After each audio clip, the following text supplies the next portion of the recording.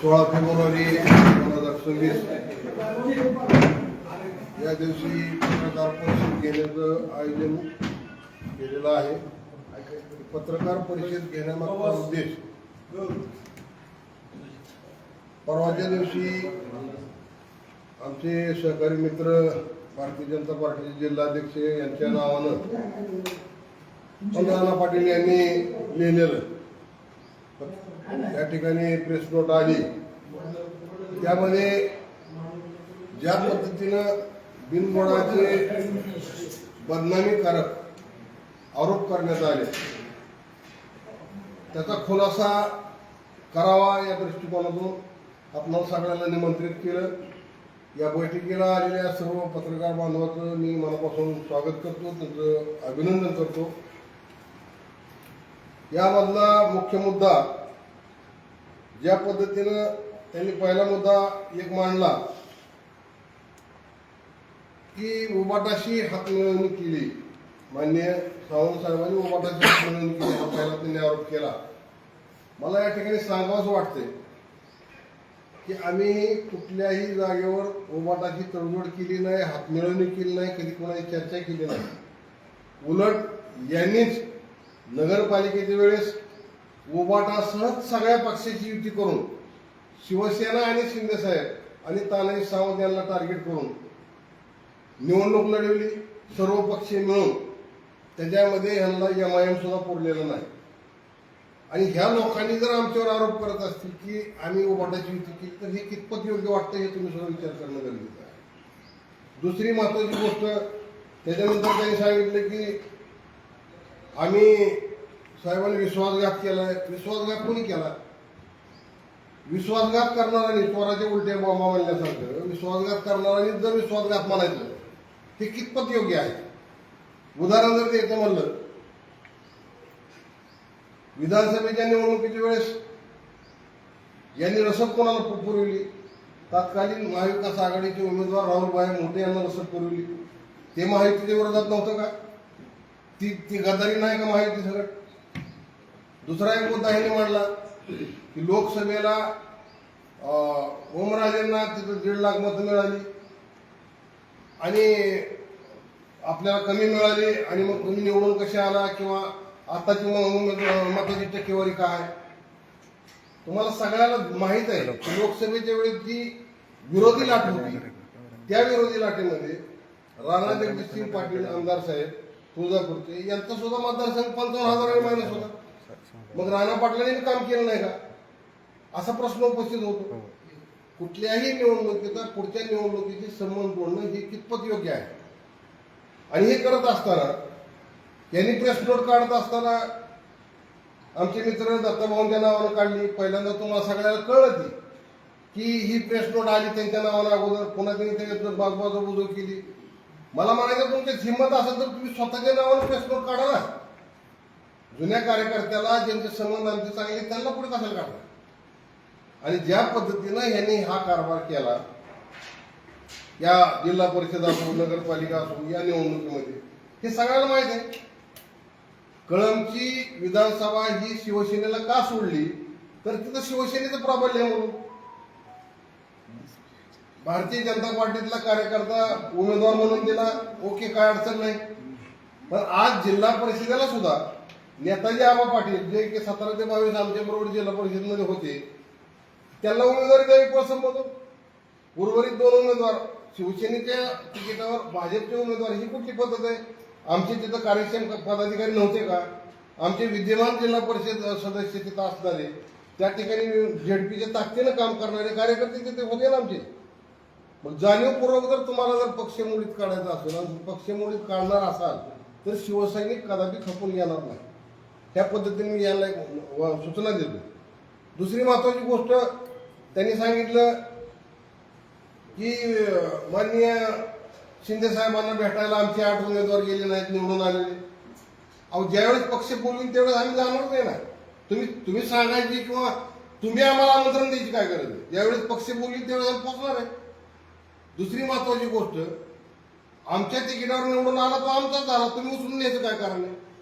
कशामुळे नेला तुम्ही?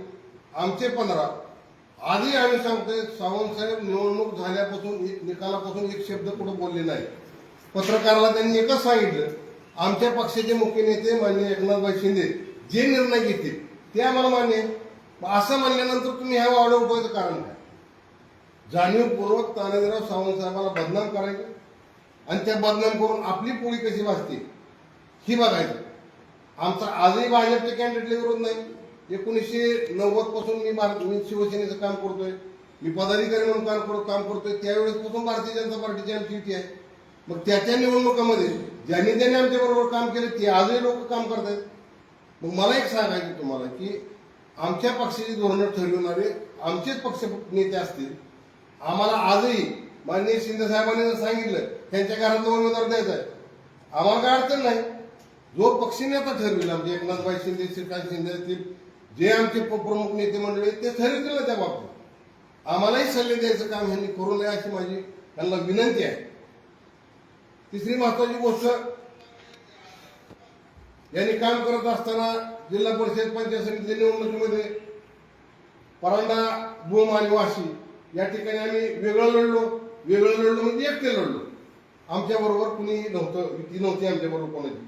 त्याची कारण काय? नगरपालिकेच्या निवडणुकीच्या वेळेस त्यांनी 3 महिने अगोदर सर्वपक्षीय आघाडी केली. आम्हाला कुठेही युती करायची किंवा आघाडी करायची असा विषय घेतला नाही. मग असं असताना आम्ही कसं म्हणायचं आम्ही तुमच्याबरोबर युती करू का? तीच पुनरावृत्ती त्यांनी जिल्हा परिषद पंचायत समितीच्या निवडणुकीत करण्याचं योजना होतं.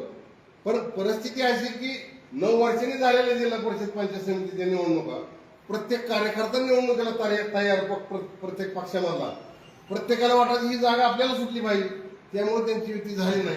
तर त्याचं ह्यांनी काय उठवलं की ह्यांनी एकत्र यायला लढू दिलं नाही. म्हणजे आरोप करताना किती चुकीचे करावे, आरोप करताना कसे करावे, एखाद्याला जाणीवपूर्वक बदनाम करायचं असेल तर ह्यांच्याकडून शिकावं. आज मला एकच सांगायचं, वारंवार आम्ही तेच सांगतोय, आमची भारतीय जनता पार्टीची युती करायला आम्हाला काही अडचण नाही. आमचे पक्षनेते जे ठरवतील किंवा आम्हाला निर्णय मान्य असेल त्याबद्दल आमचं दुमत नाही. आमचं वैयक्तिक मत आमचं घराणेशाहीला विरोधात होता. आमचं वैयक्तिक मत ते तर वैयक्तिक मताला आणि पक्ष याला काही ही राहत नाही. आमचं वैयक्तिक मत होतं की बाबा तुमच्या घरातलं तर अध्यक्ष कशासाठी, मग भारतीय जनता पार्टीतला कुणी अध्यक्ष करा नाही, एक महिला कुणी अध्यक्ष करा, मिळून सर्वसामान्यांना नाही. हीच सावंतसाहेबांची भूमिका होती. तरी सुद्धा पक्षप्रमुखांनी ठरवलं आमच्या पक्षनेत्यांनी नाही त्यांनाच करायचंय, आमची काय अडचण नाही. पण त्या अगोदर आमचे 15 सदस्य आमचे त्यांनी 2-3 पळवून नेले, त्यांचे आमच्या तिकिटावर निवडून आलेले ते माननीय एकनाथभाई शिंदेकडे त्यांनी जमा करायला पाहिजे. आमचे उमेदवार नेता अधिकार काय? मला या ठिकाणी एवढंच सांगायचंय की ज्या पद्धतीनं सावंत साहेबाला बदनाम करण्याचा कार्यक्रम चालू केला यांनी थांबविला पाहिजे. जाहीर मी ह्या गोष्टीचा निषेध करतो. आणि राणा पाटील साहेब जे आमदार आहेत तुळजापूरचे, जे भाजपचे नेते म्हणतात, त्यांना एक विनंती करतो, तुम्हाला जर प्रेस नोट काढायची असेल, पत्रकार परिषद घ्यायची असेल तर तुम्ही डायरेक्ट स्वतः घ्या आणि सावंत साहेबांवर बोला. तुमच्यात जर तेवढी हिंमत आणि धमक असेल तर ह्या गोष्टीचा कार्यकर्त्याला पुढं करून त्यांना काय बळी करू नका अशी एक विनंती माझी आहे.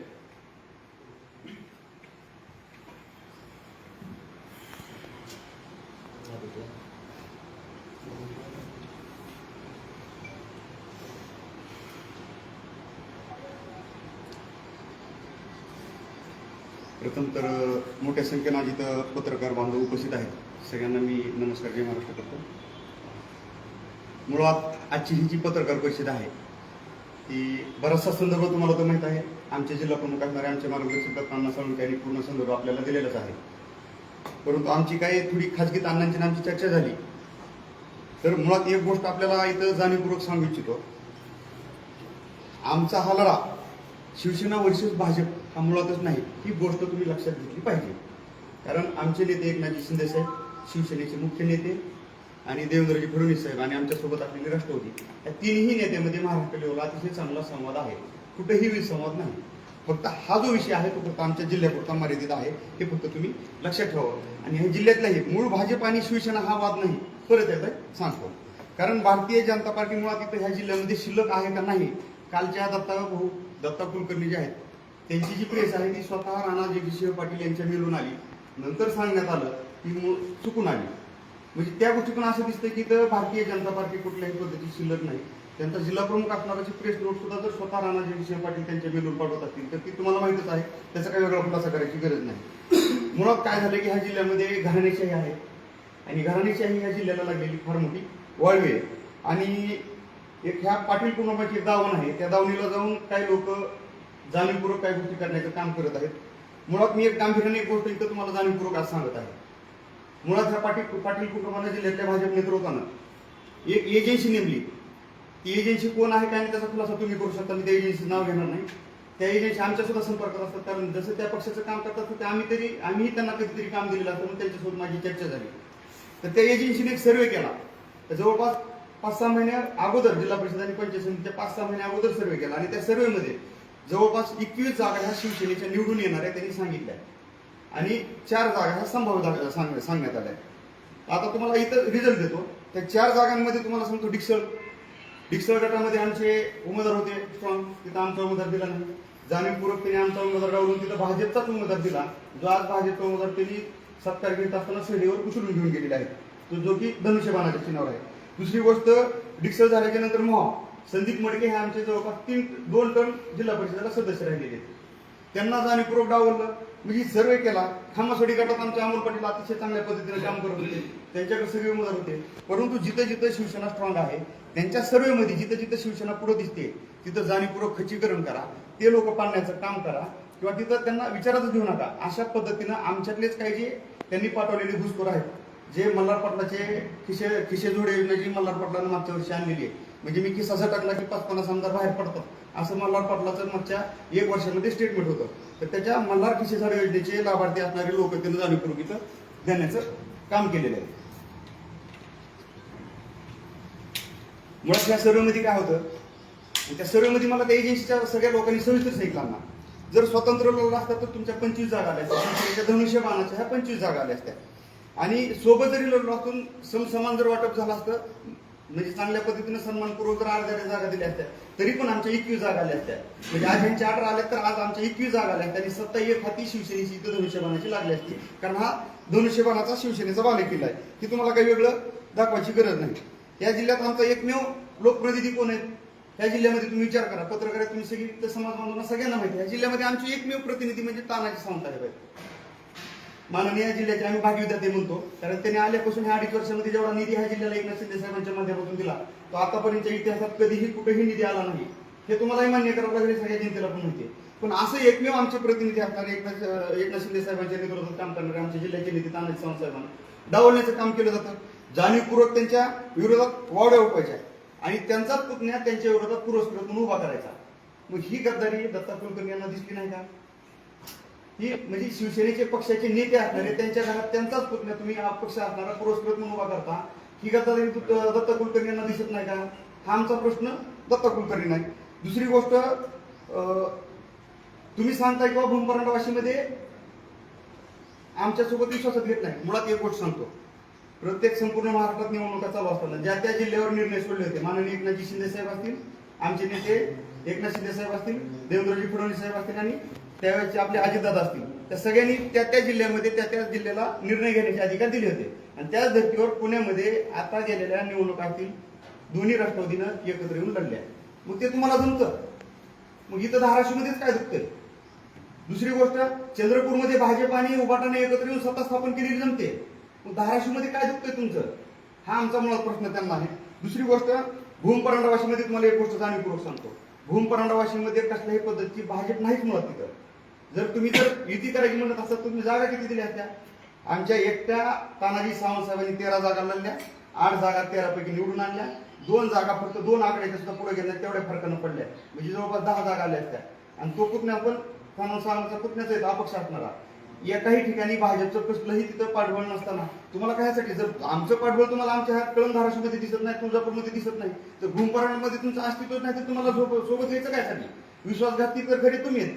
दुसरी गोष्ट, धाराशिव नगर परिषदेत तुम्ही जाणीवपूर्वक आमचा कार्यक्रम केला. राष्ट्रवादीकडून तुम्ही काय केलं? इथं पारंपरिक लढाई कुठली होती? शिवसेनेचा बालेकिल्ला होता. लढाई कशी व्हायला पाहिजे होती? उभाटा वर्सेस एकनाथ शिंदे साहेबांची आमची शिवसेना व्हायला पाहिजे होती आणि खरी लढाई तीच होती. तरी पण तुम्ही काय केलं, जाणीवपूर्वक राष्ट्रवादीमधून राष्ट्रवादीला जागा सोडायला लावली आणि तुमच्या घरातला उमेदवार तुम्हाला घरी नाही तुमची टिकून ठेवायची होती म्हणून तुम्ही अर्चनाताईंना तिकीट दिलं. आणि अर्चनाताई जाहीर बोलल्या मी कशासाठी राष्ट्रवादी वाढवू, फक्त तेवढं बोलले आणि लोकांनी त्यांना भरघोस मतानं पाळलं फक्त त्यांच्या बोलण्यामुळं. एकही राष्ट्रवादीचा मतदार त्यांच्या पाठीशी उभा राहिला नाही. शिवसेनेनं भाजपनं आम्ही जातीनं काम केलं पण राष्ट्रवादी अख्खी बाजूला पडली. शरदचंद्रजी पवार साहेबांना म्हणणारा, अजितदादांना म्हणणारा जो त्यावेळेचा घटक होता त्या पूर्ण घटकानं फक्त त्यांच्या एका स्टेटमेंटमुळं, त्यांच्या बोलघेवड्याच्या स्वभावामुळे त्यांना पाळलं. दुसरी गोष्ट ती झाल्याच्या नंतर सगळ्यात महत्वाची गोष्ट तुम्हाला सांग, आणखी काय केलं, तानाजी सावंत साहेबांचे कार्यकर्ते कोण आहेत? अजित लाखाळ. अजित लाखाळ हा तानाजी सावंत साहेबांचा तुम्हाला आज सांगतो ते सगळ्यांना तुम्हाला माहिती हा मानसपुत्र आहे. अजित लाखाळ हा त्यांचा मानसपुत्र असताना त्याला एकतर त्याच्या विरोधात तिथं अजित पाटील उभा केले होते, त्यांचा उमेदवारी अर्ज माघार घेतला, परंतु पक्षातले जे दिलीप मेत्रे नावाचे अपक्ष उभा केले. परंतु त्यांनी काय केलं, ठीक आहे अजित तर आपल्याकडे आला, अजितला आपण तिकीट दिले तर काय करायचं, अजितला एकच अट घालायची की तानाजी सावंत साहेबांचा फोटो नको. तुम्ही सगळ्यांनी त्या अजित लाखाळांच्या निवडणुकीमध्ये बघा, मी स्वतः त्या स्टेजवर होतो, जाणीवपूर्वक तिथं बोललो नाही विनाकारण आमचीच चव्हाट्यावर नको म्हणून. परंतु त्या दिवशी काय केलं, अजित लाखांना काय केलं, त्या बॅनरवर जिल्हा परिषद निवडणुकीच्या बॅनरवर मल्हार पाटलांचा फोटो आहे, अर्चनाताईंचा फोटो आहे, आमदार राणाजय सिंह पाटील यांचा फोटो आहे, डॉक्टर पद्मसिंह पाटील यांचा फोटो आहे. काय हरकत नाही, एखादा फोटो टाकायला पाहिजे होता ना. तुम्ही एकाच घरात 4-4 फोटो टाकता आणि तानाजी सावंत साहेबांना डावलेला होता. म्हणजे काय करायचं आहे तुम्हाला, पुतण्याविरोधात उभा करायचा आहे. तानाजी सावंत साहेबांचा मानसपुत्र त्याला शून्यातून निर्माण जी अजित लाखांनी निर्माण केलं ते तानाजी सावंत साहेबांच्या माध्यमातून आणि त्यांच्या आशीर्वादाने केलं. आज अजित पण मान्य करतो, ती काय डावलत नाही, आमच्यामध्ये वाद नाही. परंतु पुतण्याविरोधात घालायचा तुम्हाला, मानसपुत्र असणारा सुद्धा तुम्ही त्याला फोटो टाकू द्यायचा नाही. आणि त्या अटीवर त्यांनी त्याला निवडणूक लढवली आणि नंतर त्याचं काम केलं. दुसरी गोष्ट, ढुकीमध्ये काय केलं, तुकाराम शिंदेने काय केलं, आमच्या पंचायत समितीला तानाजी सावंत साहेबांचा फोटो बॅनरवर टाकला. तुम्ही काय केलं, तुकाराम शिंदेला पाडण्यासाठी निहाल त्यागी नावाचा भाजपचा माणूस उभा केला. ही गद्दारी दत्ता कुलकर्णी यांना दिसत नाही, ही स्पष्ट आहे ना. प्रेस तर राणा पाटलांच्या ऐकून स्वतः स्पष्ट हे तर बोललोच मी तुम्हाला. सगळ्यात महत्वाची गोष्ट म्हणजे हे बोलत असताना आमचे पालकमंत्री तुम्हाला सतत विनवणी करत होते, ही गांभीर्यानं बोलतोय. पालकमंत्र्यांनी आम्हाला विनवणी केली, तुम्ही शिवसेनेकडून थोडं शांत राहा. पहिल्या दिवशी आले काय झालं त्या गोष्टी मी परत येणार नाही, त्या गोष्ट रिपीट करायची गरज नाही. परत त्यांनी तिथं त्यांच्याकडे जाऊन विनवणी केली, तर त्यांच्या विनवणीला कुठंही न जुमानता आमच्या राजन साळवींना तर त्यांनी काय बुजवूनच बनवलं तुम्हाला खरं सांगतो. आणि राजन साळवी सुद्धा शिवसैनिकासारखं लढले नाहीत, हे आमचं दुःख नाही. खरं तर शिवसैनिकाला लढणारा शिवसैनिक हा संपर्क प्रमुख हा खरा शिवसैनिक आम्हाला हवा आहे. तो राजन साळवीच्या माध्यमातून लढताना कुठं दिसला नाही, हे आमचं पण अंतर्गत सुख नाही. हे पण आम्ही पक्ष नेतृत्वाला बोलून दाखवलेले. पालकमंत्र्यांना यांना जुमानायचं नाही, वेळोवेळी तोंड घशी पाडायचं, तोंडावर पाडायचं. दुसरी गोष्ट, दत्ताभाऊ तुमच्या कडून आम्हाला मुळात अपेक्षा नाही, कारण दत्ता कुलकर्णी असतील, नितीन काळे असतील, एक स्वतंत्र विचारधारेची स्वतःची विचारधारा असणारे आणि पक्षाची विचारधारा मांडणारे लोक आहेत. परंतु अशा लोकांना सुद्धा बुजगावणं बनवण्याचे काम केलं. ते सतत धनकवडीच्या ऑफिसला, तानाजी साहेबांच्या ऑफिसला येऊन भेट घेत असतात. आणि ही मुळात प्रेस जर दत्ता कुलकर्णी यांच्या मोबाईलवरून आली असती, त्यांच्या व्हॉट्सअपवरून आली असती तर आम्ही समजून घेतलं असतं. पण दत्ता कुलकर्णी सारखा माणूस भाजप पक्षाचा, जिथं पक्ष संघटना मजबूत समजली जाते, अशा भाजपमध्ये सुद्धा पक्ष संघटनेला अर्थार्थी कसलंही व्हॅल्यू राहिलेलं नाही, हे दत्ता कुलकर्णी यांच्या राणा पाटील यांनी पाठवलेल्या प्रेस नोटमधून दिसून येते. दुसरी गोष्ट, आदरणीय देवेंद्र भाऊ फडणवीस यांनी काय सांगितलं होतं की आमदाराच्या, खासदाराच्या आणि नेत्याच्या घरात कुठलीही उमेदवारी द्यायची नाही. मग दत्ता कुलकर्णी यांना माझं एकच सांगणं आहे, बसवराज पाटील काय बोलले की आमदार आणि खासदाराच्या घरात निवडणूक कुठलीही तिकीट दिलं जात नाही, कुठलीही निवडणूक लढली जाणार नाही. मग आम्हाला एक गोष्ट सांगा, तुमचेच देवभाऊ, तुमचेच बसवराज पाटील यांच्या विचाराची प्रतारणा दत्ता कुलकर्णी करतात का राणाजय सिंह पाटील करतात, हे दत्ता कुलकर्णी आम्हाला याचा खुलासा करणं आवश्यक आहे. माझा हा मीडियाच्या माध्यमातून जाहीर प्रश्न आहे की प्रतारणा कोण करतंय हे तुम्ही बघितलं पाहिजे. दुसरी गोष्ट, भाजपच्या सुद्धा गटात काय घडलं तुम्हाला सांगतो, त्याच्यामध्ये काही घराणेशाही कशी आमच्यावर लादली गेली की आसुरी प्रवृत्ती काही ठिकाणी मास दाखवते, त्याचं सुद्धा मी तुम्हाला एक थोडं रेकॉर्डिंग दाखवणार आहे. आसुरी प्रवृत्ती काय म्हणतोय, जाणीवपूर्वक म्हणतोय, ते सुद्धा तुम्हाला दाखवणार आहे. भाजपच्या सर्वसाधारण असणाऱ्या राहुल पाटील सास्तुरकर असतील, हे सर्वसाधारण संताजी पाटील चालुक्य असतील, कोणला इतर प्रवर्गातला त्यांनी उमेदवार जाणीवपूर्वक दिला. कारण जर सर्वसाधारण तिकिटावर जर भाजपचे 3-4 लोक निवडून आले तर मग उद्या ह्या जिल्ह्याच्या जिल्हा परिषद अध्यक्षपदावरती दावा करतील. हे दुखणं आमचं नाही हो, हे दुखणं भाजपचं आहे, ह्या धाराशिव जिल्ह्यातल्या प्रत्येक जनतेचं आहे. हे घराणेशाहीचं जी माकड आमच्या पोपांडी बसलोय का, ह्या प्रत्येकाचं दुखणं आहे हे घराणेशाहीचं. त्यांनी काय केलं, आमचेच नाही पण भाजपमधले सुद्धा जे सर्वसाधारण महिलेच्या जागेवर उभा होते ते सुद्धा शीट पाडण्याचं काम ह्या भाजपनं केलं. हे मी इथं जाहीर सांगतो. दुसरी गोष्ट, सरोजिनी राऊत आहेत तुमच्या मूळ भाजपच्या विचारात आहेत ना, त्यांना पंचायत समिती सुद्धा तिकीट देत नाही तुम्ही का? त्यांचं भाजपसाठी योगदान नाही का? कुठलाही उमेदवार असायचा तो माझी हुजरीगिरी करतो, माझी मुजरीगिरी करतो, उचलायचा, त्याला ह्या पक्षातून तिकीट दे, त्या पक्षातून तिकीट दे, अशा गोष्टी कशासाठी करता तुम्ही? जाणीवपूर्वक ह्या गोष्टी करायच्या. जसा शिवसेनेवर महायुतीत अन्याय होतोय तसाच भाजपमधल्या सुद्धा बऱ्याचशा पदाधिकाऱ्यांवर अन्याय होतोय ह्या घराणेशाही लादल्यामुळं. आणि घराणेशाही भाजपच्या विचारधारेला मान्य नाही, हे आम्हाला मान्य नाही, हे पण इथे सांगतो. महाराष्ट्राच्या राजकीय पटलावर दुष्काळी जिल्हा असणारा, आकांक्षी जिल्हा असणारा तुम्ही धाराशिव जिल्हा राजकीय पटलावर कोणी आणला? आम्ही विद्रोह करून आणला का? अजिबात नाही. जरी आम्ही विद्रोह करून महाराष्ट्राच्या राजकारणात राजकीय पटलावर हा धाराशिव जिल्हा आणलेला असला तरी पण तुम्ही आमचे दोन जे शिवसैनिक दोन आहेत, जे शिवसेनेच्या धनुष्यबाणाच्या चिन्हावर दोन लोक निवडून आले, ते प्रचाराच्या नंतर निवडून आले आणि मिरवणुकीतून तुम्ही त्यांना उचलून घेऊन गेलात. ही वेळ तुमच्याकडे त्यांच्यावर उचलून घेऊन जाण्याची वेळ काय यावी? दुसरी गोष्ट, जगातलं सर्वात मोठं बंड करणारे एकनाथ शिंदे साहेबांचे कार्यकर्ते आम्ही. आणि एकनाथ शिंदे साहेबांचे कार्यकर्ते जर तुम्ही दोन निवडून आलेले दोन सदस्य जर तुम्ही घेऊन जात असाल तरी कुठल्या पद्धतीने आणि तुम्ही कुठं वाटचाल करताय? ही कुठल्या आसुरी प्रवृत्ती आहे तुमची? ही लोकशाहीला घातक आहे. आमचे दोन सदस्य घेऊन जाण्याची हिंमत जर तुमची होत असेल तर येणाऱ्या काळामध्ये आम्हाला शिवसैनिक म्हणून एखादं लोकशाही मार्गाने आंदोलन करावं लागेल. कारण तुमच्यासारखं तर आम्ही लढू शकत नाही लोकशाहीवर पायदळी तुडून. आम्ही येणाऱ्या काळात जर वेळ आली तर ही दोन सदस्य आमचे लवकरात लवकर आमच्या सोबत लवकर आले नाहीत तर आम्ही लोकशाही मार्गाने आंदोलन करू आमचे दोन सदस्यांनी गायब केलेत म्हणून.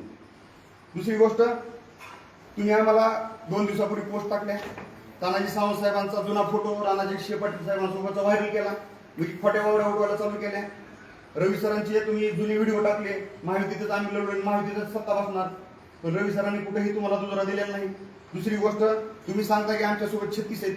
माझं एक स्पष्ट मत आहे, आणि तर समोर चेहरे थोपाडे घेऊन बसलोत ना आमचे 36 लोकांचे चेहरे दाखवा ना मला. आमचं स्पष्ट मत काय आहे, त्यांचा किमान समोरून फोटो घ्या, छाती ठोकून सांगा ना आम्ही 36 लोक आहेत. काय तुम्हाला नेमकी अडचण कशाची 36 लोकांची तोंड दाखवा? जर 36 लोक असेल मॅन्डेट तुमच्या बाजूने तर सत्ता स्थापन करा ना. मॅन्डेट दाखवा आणि सत्ता स्थापन करा, कुणाची अडचण आहे? तुम्हाला शिवसेनेला सोबत घ्यायचंच नाही तर करा, ते पण करा. आणि आज तुम्हाला जाहीर सांगतो, आमच्या सोबत पण 28 लोक आहेत. कोण आहेत, कसे आहेत, काय आम्हाला सांगायची गरज नाही. वेळ आली एकनाथ शिंदे साहेबांच्या आणि आदेशाची, तानाजी सावंत साहेब फक्त वाट बघतायत. तानाजी सावंत साहेबांना एकनाथ शिंदे साहेबांचा जर आदेश आला की हे करा तर नक्कीच या येणाऱ्या 4-5 दिवसामध्ये, आठवडा 15 दिवसांमध्ये शिवसेनेचा जिल्हाध्यक्ष हा धाराशिवच्या जिल्हा परिषदेवर बसलेला दिसेल. फक्त आणि फक्त तानाजी सावंत साहेब शांत आहेत, फक्त एकनाथ शिंदे साहेबांच्या आदेशामुळे. आणि जर हे लवकरात लवकर तुमचं पक्षाचं नेतृत्व जवळपास 2.5-3 तास नंदनवनला बांगल्यावर मी तिथं समोर हजर होतो, 3 तास एकनाथ शिंदे साहेबांची वाट बघत होतो, परंतु फक्त तानाजी सावंत साहेब बोलले, आम्ही बोललो, आमच्या सगळ्या पदाधिकाऱ्यांनी आमची भूमिका मांडली, साहेब ह्यांच्यासोबत चर्चा करायची तर करा, अडचण नाही. पण पहिले आमचे 2 जिल्हा परिषदेचे मेंबर आहेत, त्यांनी जी गाईड केलेली सैनिक नेले त्यांना पहिला आमच्यावर पोस्ट करा आणि नंतर करा. आणि ही विनंती आमच्या एकनाथ शिंदे साहेबांनी ऐकून घेतली आणि त्यांना भेट दिली नाही. मुळात दुसरी गोष्ट, आता सांगितल्यासारखं आमच्याकडे पण 28 आहेत, त्यांच्याकडे 36 आहेत, म्हणजे समीकरण 28 आणि 36 आकड्याची आकडेवारी किती होती मला समजायला तयार नाही. विनाकारण जिल्ह्यातल्या लोकांना त्यांनी संभ्रमित करायचं काय कारण नाही. परंतु जिल्हा दुष्काळी राहण्याची कारणे ह्या जिल्ह्यातल्या काही नेत्यांची मानसिकता दुष्काळी आहे. मानसिकता दुष्काळी तुम्हाला जाणीवपूर्वक सांगतो. ह्या दत्ता कुलकर्णी यांना मला एवढंच सांगणे, तुम्ही स्वतःचा कारखाना उभा केला, आज चांगला चालतोय ना. मग ह्या जिल्ह्याला आलेला 276 कोटीचा निधी तुमच्या आमदार राणाजी पाटील यांनी वरच्या पक्षश्रेष्ठींना, पक्ष नेतृत्वाला बोलून थांबवला. हा जिल्हा दुष्काळी नाही, हा जिल्हा आकांक्षित नाही. जर तो 276 कोटीचा निधी जर जिल्ह्यात खर्च झाला तर ह्या जिल्ह्याचा विकास होणार नाही. 4 कार्यकर्ते, 4 पदाधिकारी तुम्हाला पोचले जाणार नाही. पण ह्या जिल्ह्यातल्या नेतृत्वाला घराण्याशी टिकून ठेवण्यासाठी हा कार्यकर्ता कुठलाही सक्षम होऊ द्यायचा नाही, कुठलाही कार्यकर्ता पुढे जाऊ द्यायचा नाही. त्याच्यासाठी ह्यांना 276 कोटी निधीला ह्यांनी स्थगिती दिली. मला वाटतं दत्ताभाऊ कुलकर्णीमध्ये ह्यांची जर हिंमत असेल तर त्यांनी त्यांच्या राणाजी पाटलांना बोललं पाहिजे आणि आदरणीय देवाभाऊंना सुद्धा बोललं पाहिजे. ह्या जिल्हा दुष्काळी तुम्ही 276 कोटीच्या निधीची तुम्ही जी आहे ही तरतूद केलेली, तिला म्हणजे स्थगिती दिली, ती लवकरात लवकर उठवावी. दुसरी गोष्ट, आपली दळबद्दी मानसिकता घ्यायची. ह्या जिल्ह्यामध्ये आकर्षित असताना इथं कुठली एमआयडीसी आली नाही. कोडगावमध्ये साधी एक एमआयडीसी आली आणि त्या एमआयडीसी मध्ये फक्त सोलारचा प्रांत आहे. आज तुम्हाला जाहीर सांगतो, त्या दिवशी बोललो, सोलार हे प्रत्येकाच्या घराच्या छतावर बसलंय. आदरणीय देवेंद्र भाऊंनी त्यांच्याकडे खाता आहे त्यावेळेसपासून प्रत्येक शेतकऱ्याला मागेल त्याला सोलार दिले. शेतात सोलार आहे, घरात सोलार आहे, सबसिडी दिली 90%, 95% सबसिडी दिली. आणि तुम्ही सोलार प्लांट आणला त्या कोडगाव एमआयडीसीला सांगताय. साधी चॉकलेटची कंपनी आणली का?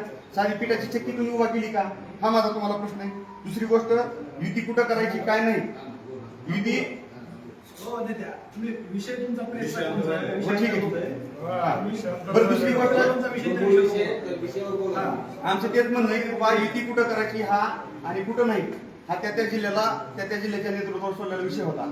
पण त्याच्यानंतर तानाजी सावंत साहेबांनी जर युती केली नसती, ती सेपरेट लढली, ते जाहीर लढली, लपून शकून लढली नाही. ही गोष्ट सांगत असताना मला एकच गोष्ट आपल्याला सांगायची की सावंत साहेबांना आणि शिवसेनेला डिवचण्याचं काम करू नका. आतापर्यंत तुम्ही आमच्यावर खूप अन्याय केलेला आहे.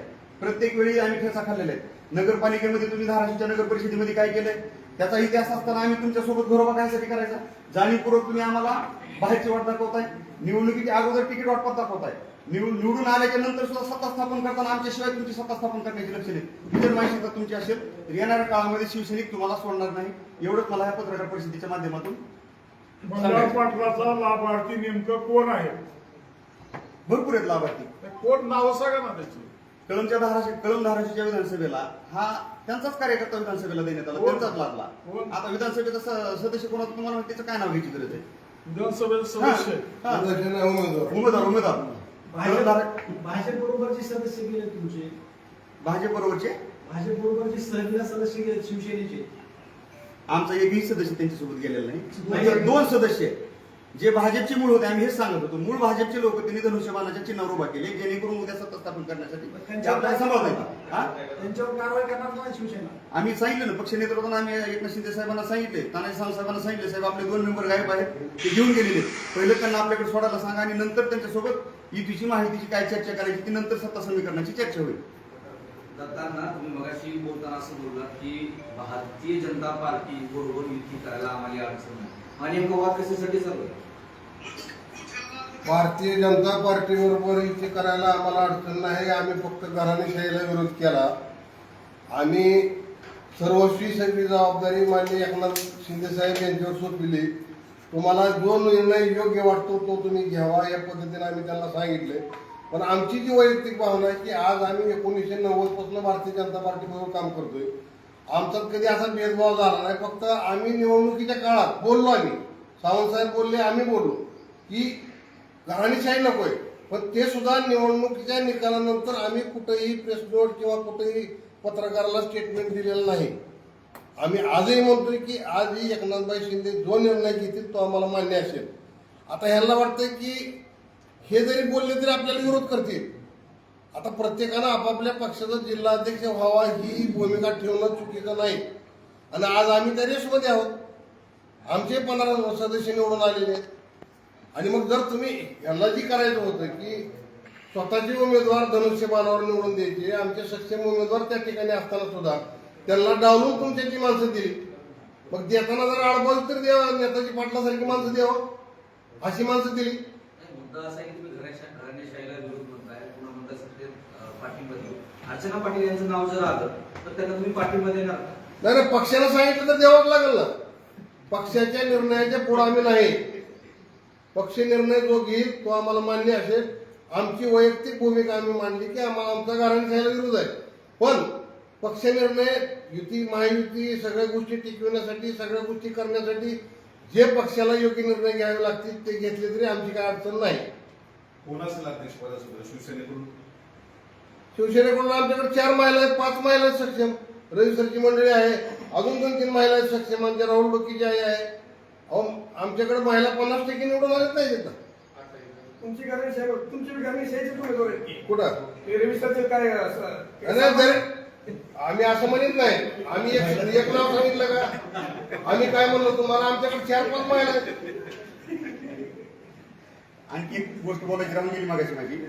ज्यावेळेस माझं निलंबन झालं, ज्या गोष्टी घडल्या, जो विद्रोह केला, ते बंड नव्हतं. मुळात ते बंड नव्हतं, तो पक्षांतर्गत विद्रोह होता आणि तो आम्ही समोर मांडला. ज्या दिवशी निलंबन झालं त्यावेळेस मला भाजपच्या लोकांकडून माझं निलंबन झाल्याच्या नंतर त्या दिवसभरामध्ये आसुरी आनंद व्यक्त करण्यात आलाय. आज माझ्याकडे काय कॉल रेकॉर्ड येते. अक्षरशः वाल्मिक कराडच्या भूमिकेत राहून मला जीव मारण्याच्या, कमराच्या खाली गायब करण्याच्या भाषा काही लोकांनी करण्यात आल्या. ती तुम्हाला इथे जाणीवपूर्वक सांगतो. फक्त आज वेळ नाही. मी पूर्ण पुरावे काय ती वेळ आल्यावर दाखवून देईल. परंतु खरी गद्दारी जी सांगितली, खरी गद्दारी कोण करतोय ते आम्ही दत्ताभाऊ कुलकर्णी यांनी जर देवेंद्र फडणवीस आणि एकनाथजी शिंदे साहेबांची भेट घेऊन नाही सांगितलं तर आम्ही आज पूर्ण पक्षाची टीम, पूर्ण पदाधिकारी मिळून आम्ही आदरणीय देवेंद्रभाऊ फडणवीस यांची भेट घेणार आहोत, आमचे नेते एकनाथजी शिंदे साहेब यांची भेट घेणार आहोत, तसेच सुनेत्रता यांची सुद्धा भेट घेणार आहोत. आणि इथं जे घडतंय आणि ज्या कशा पद्धतीनं आमच्यावर अन्याय होतो आणि कशा पद्धतीनं महायुतीत ही काय गोष्टी घडतायत, आलबेला आहे, त्या सगळ्या गोष्टी आम्ही दत्ताभाऊ सहित ह्या सगळ्या दत्ता कुलकर्णी असतील आणि घराणे ह्या सगळ्या गोष्टी आम्ही पक्ष नेतृत्वाला, तिन्ही पक्षाच्या पक्ष नेतृत्वांना भेटून ह्या गोष्टी सांगणार आहोत आणि तक्रार करणार आहोत. आज मी तुमच्या माध्यमातून जाहीर सांगतोय. मग जे आपण 28चा आकडा सांगितला त्यात नेमकं कोण राहिलं 28च्या आकड्यामध्ये? नाही ते आम्ही आता सांगू शकत नाही. नाही, पण नाही त्यांनी फोटो टाकला 36चा, त्यांनी मागचा फोटो टाकलाय, आम्ही फ्रंटचा पण टाकणार नाही. काय त्यांनी ज्यावेळेस 36 लोकांचा फोटो असा समोर वरून हात दोन करून दाखवतो, हात वर करून, त्या दिवशी आम्ही 28चा आकडा दाखवू. ते आमची सत्तांतरणाची आमची अंतर्गत गोष्ट आहे.